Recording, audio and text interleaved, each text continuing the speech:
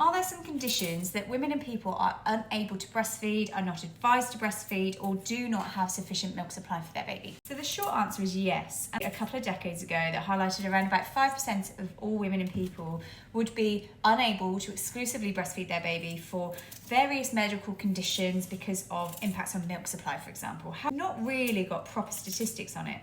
Now we know that globally the biggest impact on milk supply is all about supply and demand and the impact of formula on breast milk supply. So overall, there are some women and people who are failed and let down by healthcare systems because they are given inadequate breastfeeding support, and the more that you interfere with that supply and demand, so every time the baby goes on or a pump goes on, for example, in those early days, what happens is you produce more milk.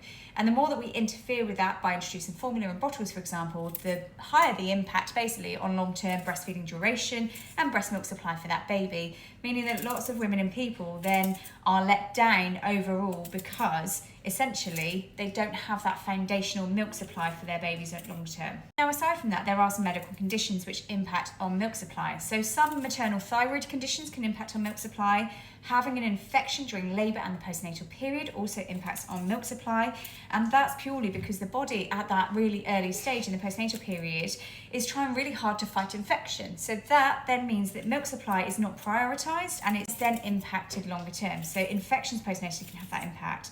Things like maternal diabetes, polycystic ovary syndrome as well, they can also have longer term impacts on overall milk supply for babies. Maternal stress also plays a part as well in the postnatal period, and if women and people are a lot more stressed, what happens is they produce more cortisol and adrenaline. That blocks oxytocin, and oxytocin is very much needed in breast milk supply.